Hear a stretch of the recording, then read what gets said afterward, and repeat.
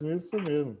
E não é fácil, não é fácil, Dani. Olha, é complicado, complicado. Estou achando mesmo complicado. Tem dias assim que eu fico, né, com a minha cabeça revirando aqui. Caraca, quando é que a gente vai sair dessa situação?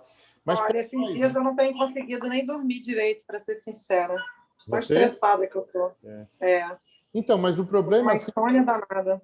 O problema é que quando a gente conhece o problema, conhece a causa do problema, conhece a solução para o problema, mas a gente não tem ação. Isso é que deixa a gente mais chateado.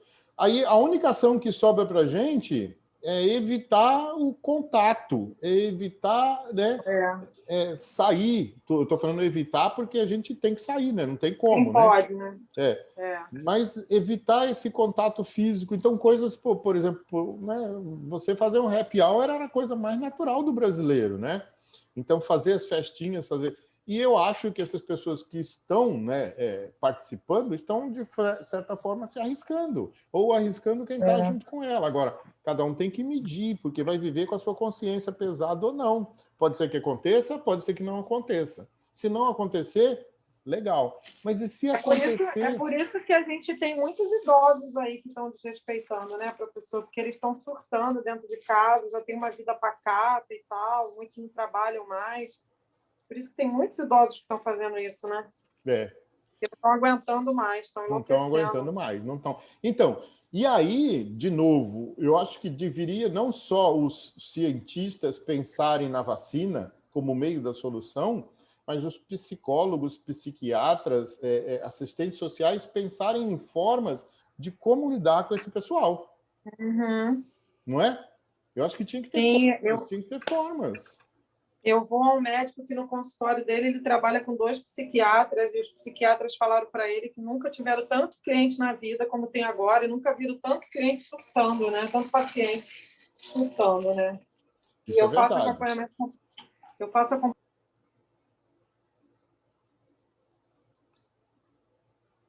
Dani, sem querer... Ai, caramba. Eu acho que eu fiz alguma coisa errada aqui no seu microfone, viu?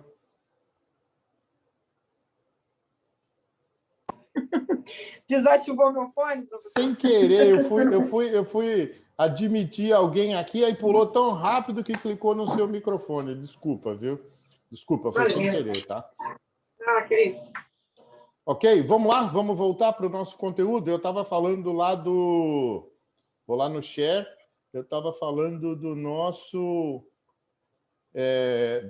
do nosso armazenamento a céu aberto e do caminhão que tira o container, né? Então, ele é um caminhão autocarga ou autodescarga, né? Eu achei muito legal essa foto aqui, quis trazer aqui para vocês, da possibilidade de eu tirar um container do caminhão sem ter a presença aí de um transtainer ou sem a presença de uma empilhadeira de grande porte. Achei muito legal isso aqui. Às vezes eu dou uma paradinha, turma, para poder admitir as pessoas aqui, ok? Vamos lá, continuando.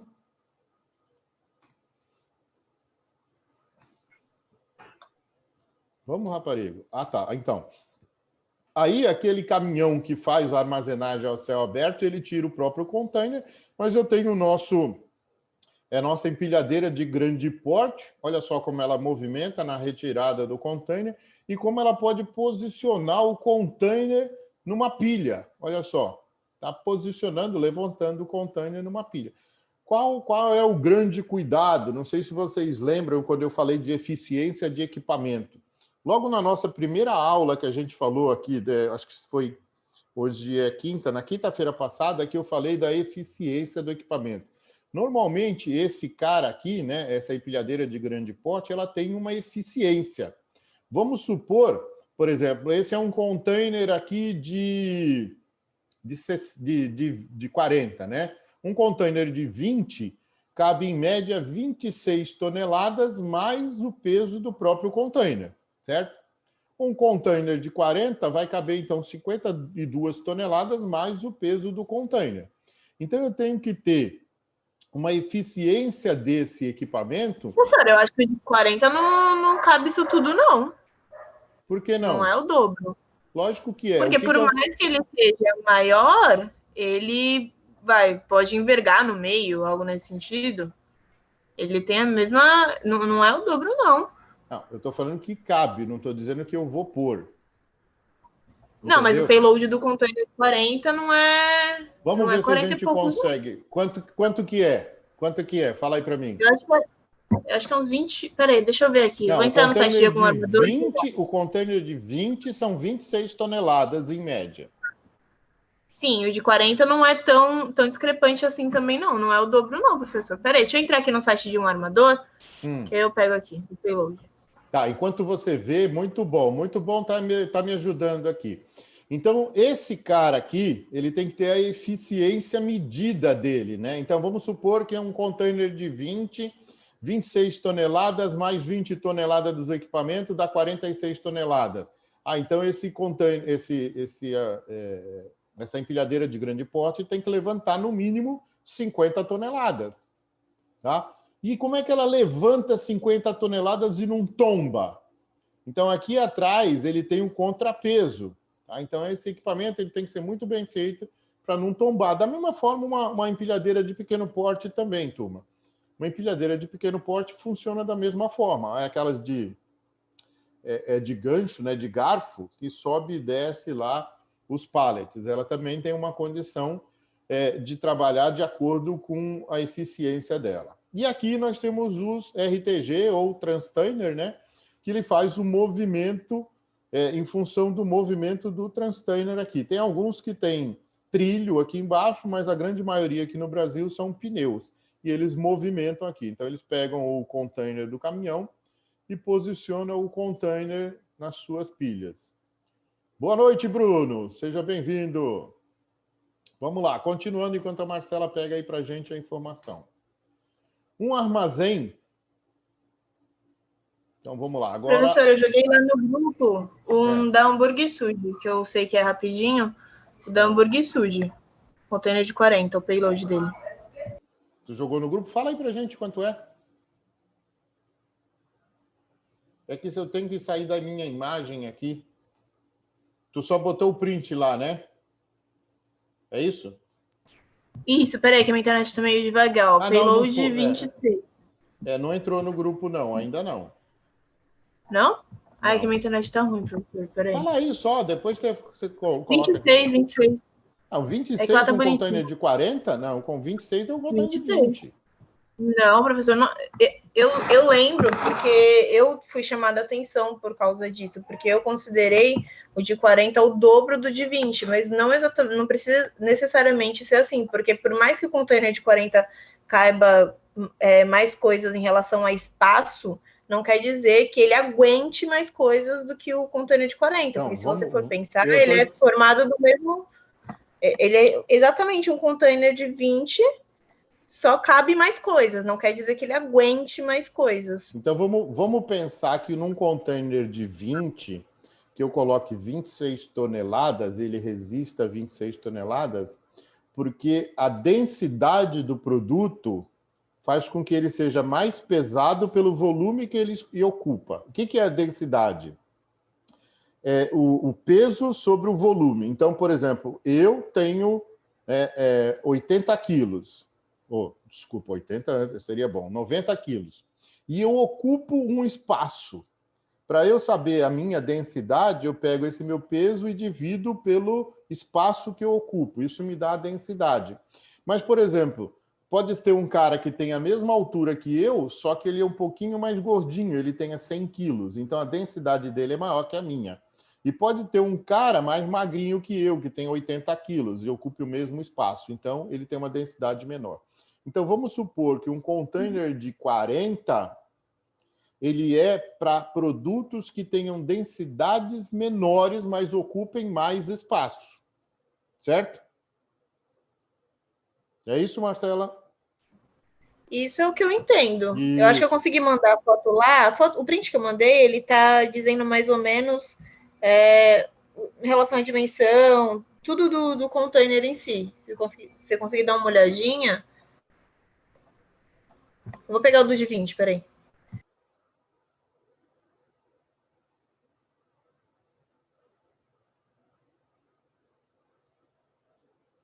Nossa, ele está falando mesmo de payload de 26 a 28. Olha, vamos considerar isso mesmo, que o container de 40, ele é feito para produtos de densidade menor que ocupem espaço maior. Então, vamos supor, né, que se a gente pensar assim, 1 quilo de ferro e 1 quilo de algodão, em termos de peso, é a mesma coisa, certo? Isso. 1 quilo de ferro e 1 quilo de algodão. Quanto ele pesa? 1 quilo. Mas 1 quilo. quanto espaço cada um deles ocupa? Exato. É, isso. Quanto de espaço cada um ocupa? Tá certo, legal, legal, Marcela. Muito bem corrigido. Para mim, Legal. olha, eu colocaria 52 toneladas dentro de um container de 40. Só precisa saber se ele aguenta, se ele não vai envergar, né? Eu acho que o armador ia te matar, professor. Legal, vamos lá. Então, a gente já viu silo e já viu armazém a céu aberto. Agora, a gente vai ver o armazém fechado. Então, um armazém do original em árabe, olha só, al-mahazan, que é sótão, entreposto. Então, aquilo fechado, né? O armazém. É um espaço físico em que se depositam matérias-primas, produtos semi-acabados ou acabados à espera de ser transferido ao seguinte ciclo da cadeia de distribuição. Então, um centro de distribuição, vamos pensar em um grande armazém, ou um armazém pequenininho, um empório, né, que a gente chama a vendinha da esquina, não deixa de ser um armazém. Só que lá dentro da vendinha da esquina não tem carga, né? Tem mercadoria. Carga e mercadoria são produtos, né? Carga é o produto que está sendo transportado ou armazenado temporariamente, e mercadoria é o produto que está na prateleira para venda. Essa é uma diferença bem básica, que isso de repente vai cair no ENAD desse ano e vocês vão lembrar de tanto eu falar. Age também como regulador, olha só. Então, os grandes armazéns, eles funcionam como regulador de estoque, né? Nós estamos pensando em estoque.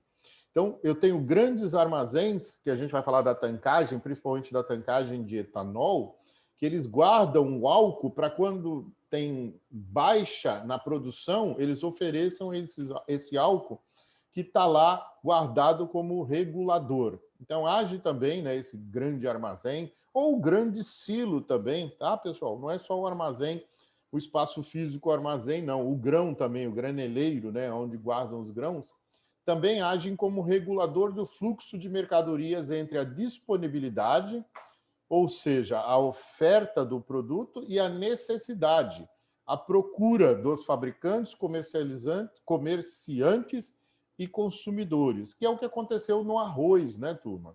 O arroz, há pouco tempo, um pacote de 5 quilos custava R$14. Em pouco tempo, esse arroz passou a 25, 26, 30, chegou em supermercados até a R$40.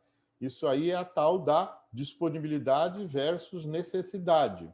Então, eu tenho menos arroz, eu vou ter que oferecer numa condição diferente em função da procura. E para que serve esse regulador? Esse regulador serve para isso. Quando a produção, ou seja, a oferta diminui, ele entra no mercado e oferece esse arroz para que atenda essa necessidade e não se tenha esse aumento de preço. É o que acontece no dólar, né, pessoal? Quando o dólar dispara e sobe, o governo brasileiro oferece dólar para regular essa oferta. E aí, a procura, tendo muita oferta, baixa o preço, né, desse produto. Acontece no dólar, acontece nos outros produtos. Nestas instalações, procede-se à recepção da mercadoria. Nesse caso aqui, lembrem-se, a gente, quando fala nesse tipo de armazém, é carga, tá? Que é o produto para transporte ou armazenagem temporária. Seja ela matéria-prima, produto semi-acabado ou acabado. Lembrando, turma, no conceito, mercadoria é o produto que está na prateleira para ser vendido ao consumidor final, ok? Aqui, nesse caso, é carga. Depois eu mudo também. Também destinado à sua arrumação, conservação, realização da função de picking que é a separação e preparação dos pedidos, consiste na recolha em armazém de certos produtos, podendo ser diferentes em categoria e quantidades, e, por último, a expedição. Então, o armazém aí tem todo um grande trabalho, né? Vamos pensar que ele é o receptor, o início, é como se fosse o nosso armário, né, dentro da nossa cozinha, onde a gente guarda as coisas que a gente vai usar num determinado momento. Então, às vezes a gente tem um freezer também, né? O freezer ele pode ser considerado um armazém regulador. Então, eu compro uma certa quantidade de coisas que eu posso congelar, mas não posso perder o prazo de uso deles, né? E vou usando conforme eu tenho a necessidade. Então, vamos pensar dentro da nossa casa o armário e o freezer. A geladeira ele já é aquele do uso do dia a dia, né? Mas o armário e o freezer são para aqueles produtos em que a gente pode considerar como regulador do fluxo. Ou seja, fluxo de uma semana, fluxo de um mês, depende de como é que vocês fazem as compras. E esse armazém, além de tudo aqui daquilo que a gente está falando, ele é o ponto final. Às vezes eu tenho um armazém que é só de matéria-prima e um armazém que é só de produto final, mas às vezes a gente tem um só que funciona como os dois. Continuando, aqui são só fotinhas, né, para apresentar para vocês dos armazéns. Então aqui eu tenho um armazém enorme, né, por exemplo, um monte de caixa dessa daqui de papelão, sei lá, parece um Mercado Livre, um Amazon, sei lá, alguma coisa desse tipo, e aonde eu tenho os caminhões e as empilhadeiras de pequeno porte. E aqui eu tenho as embalagens, né, fechadas, cada uma delas aqui na foto de baixo, em cima dos pellets, né, e aí sendo colocados aqui dentro do caminhão. Se ele for dessa forma aqui, provavelmente essa mercadoria aqui vai cair aí no decorrer do seu transporte. Vamos ver. Continuando, muitas vezes a paragem é aproveitada para lhe incorporar valor. Então, quando eu paro num centro de distribuição ou paro num armazém em que eu possa agregar valor. Isto pode fazer-se por via de personalização de produtos, acabamentos finais, embalagem e até rotulagem, entre outras operações. De repente, eu venho com um produto semi-acabado, né? E aí, depois, num outro armazém, eu agrego valor, incorporando acabamento final, embalagem ou rotulagem. E aí, por exemplo, é o que a gente pode fazer num armazém desse tipo aqui, né? Por exemplo, principalmente armazém de produtos eletrônicos. Então, a gente compra N partes do produto eletrônico, né? Então, a gente armazena todos eles aqui e aí depois vai montando, por exemplo, a gente vai montando uma peça, um monitor, um computador, um teclado, um celular. É assim que acontece na grande parte dos componentes eletrônicos. Então, eles são microcomponentes, tá? E aí depois você agrega valor. Isso que acontece nas montadoras de automóvel, nas montadoras de moto, acontece isso também. Então, nós temos os armazéns com as várias peças separadas e depois você vai juntando e vai montando, vai agregando valor ao teu produto. Ou, às vezes, um computador que ele já tem o gabinete prontinho e você só troca uma placa, né? Uma placa-mãe ou uma placa de vídeo ou um circuito e você coloca um pouco mais de velocidade. Então, você troca, às vezes, um componente, né? E você já agrega valor. Você está dando uma personalização nesse produto, um acabamento final. Continuando, os tipos de armazém. Estas instalações dependem muito da necessidade de cada organização. Da mesma forma do silo, né, que a gente falou, o armazém também, podendo ser depósito próprio, depósito público, depósito contratado, cada alternativa oferece diferentes níveis de custo, risco e envolvimento gerencial.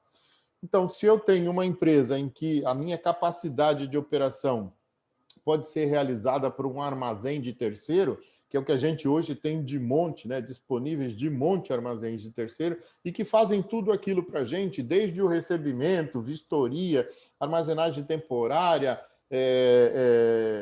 a verificação da quantidade diária, a preparação para a carga e a expedição. Por que eu vou ter um armazém para fazer isso, né? Eu vou ter que ter terreno, aquilo que a gente falou, a localização, os meus custos fixos, os meus custos variáveis, um monte de coisas que vai me envolver. Hoje eu tenho a condição de fazer isso de forma terceirizada, os depósitos contratados. Hoje aqui cresceu muito essa parte de depósito contratado. Um depósito próprio é operado pela empresa proprietária da mercadoria. Então, a gente fala assim, quando o cara é dono da mercadoria, aí a gente chama de depósito próprio, né? Quando a mercadoria, nesse caso carga, né, é de um terceiro, então ele está contratando o armazém, certo? Então, o dono da carga contrata um armazém. Quando ele é o dono do armazém, aí chama-se depósito próprio ou armazém próprio, ok? Ou CD próprio. Quando a carga e o armazém são diferentes, então o depósito é contratado. As instalações físicas podem ser próprias ou alugadas, né? A gente já falou aqui, aí eu trouxe aqui uma fotinha do armazém da Eldorado. Já os depósitos públicos, armazéns públicos, CD público, estão bastante difundidos, sendo possível encontrar diversos tipos de depósito público, entre eles para cargas gerais, frigoríficos, commodities, utilidades domésticas, imobiliárias em granel. Então, está aí para ser um depósito de grandes quantidades de diversos usuários, vamos falar assim, diversos usuários, um depósito desse tamanho. Por exemplo, se a GESP é um depósito público, ok? E ali eu consigo colocar diversas empresas e diversos produtos das diversas empresas no mesmo lugar. Devia ter colocado o CEAGESP aqui, em vez desse aqui que a gente nem acaba sabendo de quem é. Perguntas, turma? Alguma pergunta até agora? Nenhuma, professor. Oh, não. Beleza. Oi, Ana. Nada? Nada. Vamos lá. Dentro do armazém, o que a gente pode operar? Com que tipo de equipamento? Porque a gente falou muito do lado de fora, a gente agora só vai falar um pouquinho aqui do lado de dentro. Então, nós temos as empilhadeiras de garfo, que é a normal, que é a que a gente mais vê, né? Que é mais natural. Nós temos as empilhadeiras trilateral, tá? Olha assim a posição da pessoa aqui dentro, em função do equipamento de movimento. E a paleteira, que aí coloca os pallets aqui, e o rebocador elétrico, que aí fica carregando, como se fosse um rebocador, só que dentro aqui. E os tipos? Ela pode ser manual, mecanizada e automatizada, tá, turma? Então, o que tem aqui muito na Amazon, né, e algumas coisas aqui do Mercado Livre já é o automatismo dentro da área de armazenagem desses armazéns aqui. Vamos lá, aqui são formas, né, de como colocar os produtos aqui dentro. Então, a gente está vendo aqui uma empilhadeira de garfo, mas olha só o alcance dela. Ela chega no 4º patamar desse armazém aqui, tá? Então, tenho colocação de peças aqui, ó, no primeiro, no térreo, no primeiro, no segundo e no terceiro andar, no 4º patamar. Só para ter uma ideia, tá, turma? A gente não vai avaliar e também não vai fazer continhas disso aqui, não. Continuando, os depósitos contratados são capazes de assumir responsabilidades total pela logística. Então, aquilo que eu falei, principalmente da JSL, né? Ela faz tudo para você. E se tiver alguma operação dentro do seu produto, ela também faz. Classificação desses armazéns. Cada indústria possui uma série de tipos de armazém que podem ser descritos da seguinte forma. Armazém de produção, que não é o nosso caso nos terminais, tá? Mas quando tem, né, armazém de produção, ele se divide em armazém de matéria-prima, armazém de recepção, aqui encontram-se essencialmente peças compradas no exterior, e armazém de peças semi-acabadas. Continuando, armazém intermediário, armazém de abastecimento, armazém final. Desculpa, turma, garganta secou já. E armazém de produto acabado, armazém de sobressalentes, reservas e abastecimento diário. Então, armazém de sobressalentes, principalmente numa grande empresa, né, que faz aquelas manutenções corretivas, ela precisa ter os seus sobressalentes para poder fazer a troca. Normalmente a gente chama isso de almoxarifado. Armazém de material auxiliar. Este tipo chamado armazém auxiliar ou de acessórios pode ser subdividido em Armazém de matérias subsidiárias, como, por exemplo, óleos, detergentes, tintas, entre outros. Armazéns de ferramentas, instrumentos e dispositivos e armazém de madeira. A gente vê isso aí direto. São só os nomes que a gente tem para dar para cada um deles. Armazém de mercadorias. Estes são subdivididos em armazéns de bens sem investimento próprio e armazém de expedição e de material antigo. Armazém de líquidos, receptáculos, botijões, entre outros. Servem especialmente para armazenagem livre de líquidos e armazenagem em silos e abrigos. Armazém de distribuição. Esse é o que a gente mais ouve falar, né, que é o centro de distribuição. Este tipo pode se dividir em armazém de produtos de grande volume e grandes quantidades, armazém de retalhos, aqui é feita uma divisão consoante o artigo e a numeração rigorosa de cada produto, e armazém de sobressalentes para reparações. A evolução dos armazéns de distribuição é o centro de distribuição, que é o que a gente chama hoje, né? Os grandes CDs. Hoje as grandes empresas têm o CD, centro de distribuição, que recebem das diversas indústrias, depois fazem a separação do produto e a expedição é feita em função de cada loja que vai receber. Aí aqui a gente só tem exemplos, né? Então, exemplos de grandes armazéns que podem estar funcionando como centro de distribuição. Voltando para o armazém que recebe o grão, né? Então, a gente falou lá atrás, ainda bem que eu coloquei a foto aqui, achei que ia ter que voltar. O armazém que recebe o grão, o caminhão vem dessa forma, ele vai sendo levantado aqui um pouquinho, a portinhola de trás vai abrindo e ele vai caindo aqui nessas grelhas. Dessas grelhas aqui, eles são movimentados normalmente para os silos. E aí eles vão ficar lá no silo até sair para o navio ou para o trem. E é assim que funciona. Aqui é um caminhão grande, né, mas não é bitrem, é um só, né, a carroceria inteira. E aqui provavelmente já é um bitrem. Então é assim que funciona. Você levanta o caminhão e faz com que o produto saia aqui e caia nessa grelha. Pode ser também, turma, que tenha algum dispositivo hoje, né? Pode ser que tenha algum caminhão que tenha tipo uma moega aqui embaixo dele e ele já abra aqui, mas esse caminhão ele tem que ter a condição de ter um funil embaixo dele para operar, tá? Normalmente os vagões são assim, mas alguns caminhões funcionam desse jeito também. E já aqui é um grande armazém, turma, uma quantidade enorme de algum tipo de produto, né? Se a gente for falar assim, parece milho, mas pode ser enxofre aqui também. E é um grande risco nessas criaturas aqui, né? Porque às vezes o cara some, desaparece aqui dentro. Ou isso aqui desmorona. Se fosse para trabalhar aqui, não dá para ver, mas ele tinha que estar de cinto de segurança e amarrado em algum lugar aqui. Essa situação aqui é muito desconfortante, é muito insegura. Mas eu quis mostrar aqui para vocês que tem aí doido para tudo, né? Inclusive para isso. Vamos lá. Agora a gente já falou de silo, já falou de armazém, já falou de céu aberto. Agora a gente vai falar em tancagem, ok? Turma, alguma pergunta até agora? Perguntas? Nenhuma, professor. Nenhuma. Nenhuma? Não. Podemos ir para a tancagem tranquilo? Sim, professor.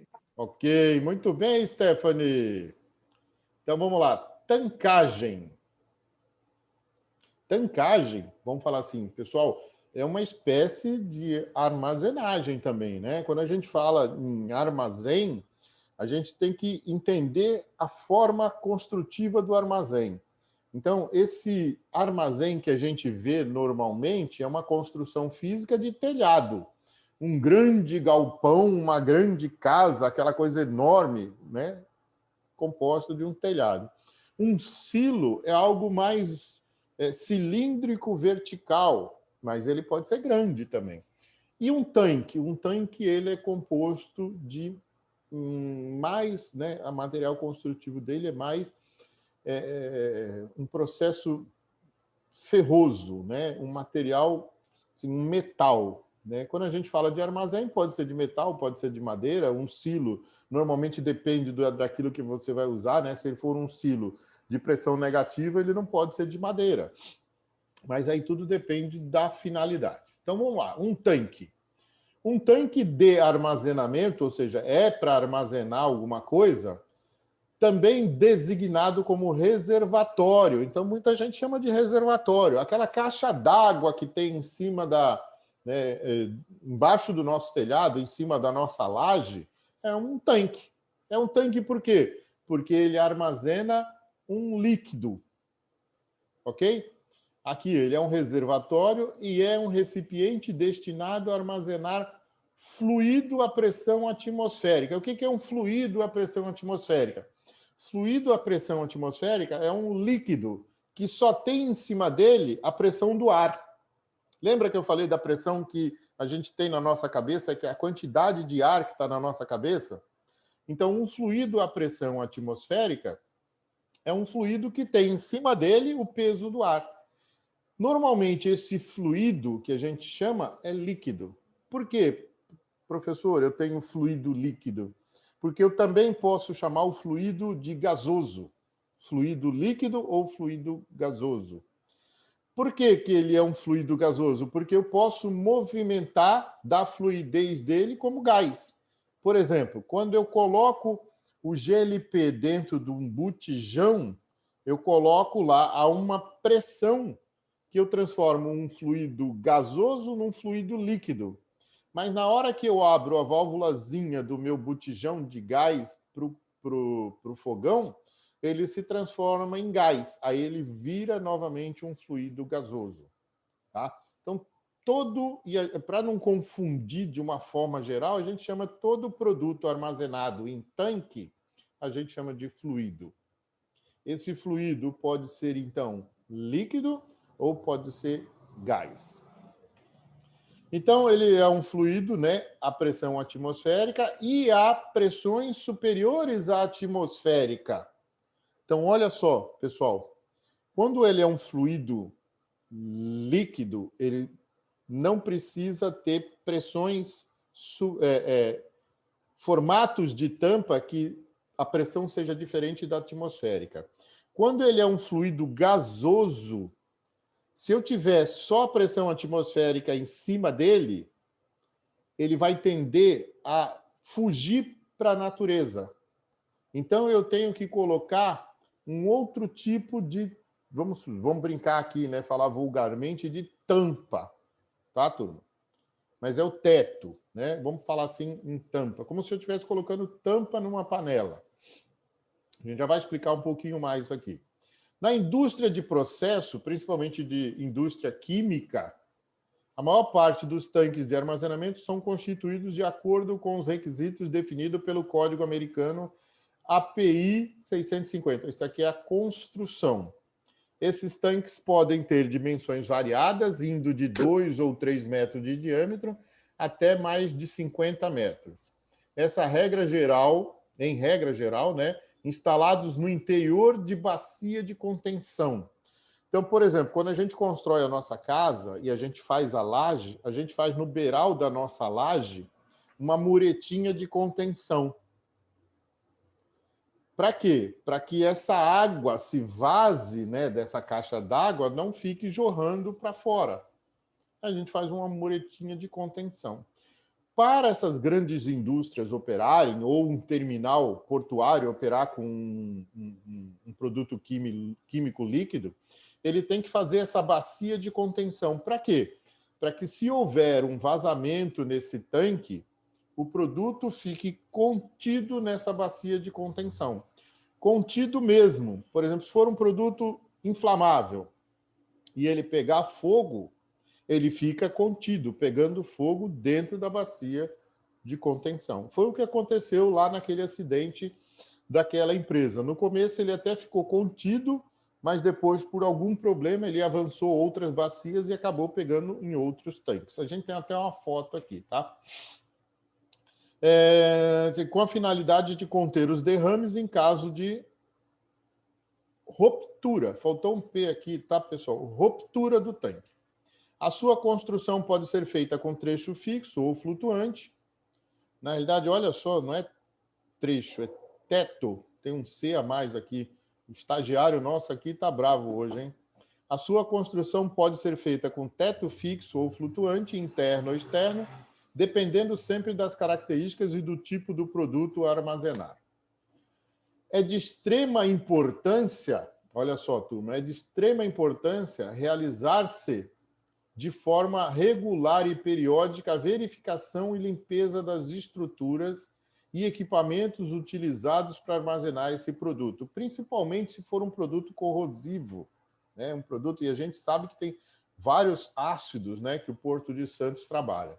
Dessa forma, garante-se que as características dos produtos não se alterem, bem como evita-se ou ameniza-se a possibilidade de contaminação do meio ambiente por degradação dos tanques. O Maurício já falou alguma coisa de contaminação de tanque, pessoal, na aula dele? De contaminação de solo?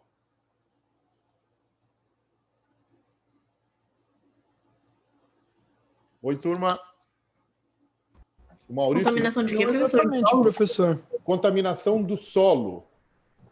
Solo ele já falou, mas de tanque não. Não por tanque? É, Provavelmente. Pode ser que ele tenha lá no conteúdo, ou depois vocês perguntem para ele, né? Porque ele está falando da parte de meio ambiente, principalmente nessa área do porto, não é isso? Isso. Tá. Aí depois vocês perguntem para ele, né? Professor, né, você vai falar alguma coisa sobre contaminação de solo por vazamento de produtos em tancagem? De repente ele pode comentar alguma coisa. Eu não vou comentar muita coisa não, porque o nosso intuito é falar da armazenagem, tá? Não dos riscos. Por mais que eu tenha falado aqui, mas vai ser rapidamente. Então, alguns produtos que podem contaminar o meio ambiente, a bacia de contenção que ele tem que ter, o piso dessa bacia de contenção, tem que ser impermeável. Olha só, muitos tanques têm a bacia de contenção com terra, somente com terra. Mas se é um produto que pode contaminar o meio ambiente, ele tem que ter um solo impermeável. Turminha, daqui a pouco cai o nosso link, eu já mando a parte 3, tá? Vamos lá, continuando. Então, o que é uma tancagem, turma? É isso aqui, ó. É uma parte que a gente vê, tem que diferenciar a tancagem do silo. O silo, normalmente, é para grãos. E a tancagem é para líquido. Professor, mas quando é que eu vou saber a diferença efetiva? Em qual terminal ele está? Tá? Em qual terminal esse tanque está? Em qual terminal esse silo está? Então, você vai ter que enxergar o terminal onde ele está para saber se ele é líquido, se ele é um tanque ou se é um silo, porque às vezes a construção é muito parecida. Esse é um terminal de Paranaguá. O terminal de Paranaguá, o terminal da Transpetro de Paranaguá, é o terminal mais completo que tem. Ele é um terminal portuário e ele tem tudo, pessoal. Tem tudo. Só não sai aqui avião. Mas sai trem, sai caminhão, sai duto e sai navio. Tudo que a gente imagina, esse terminal aqui opera.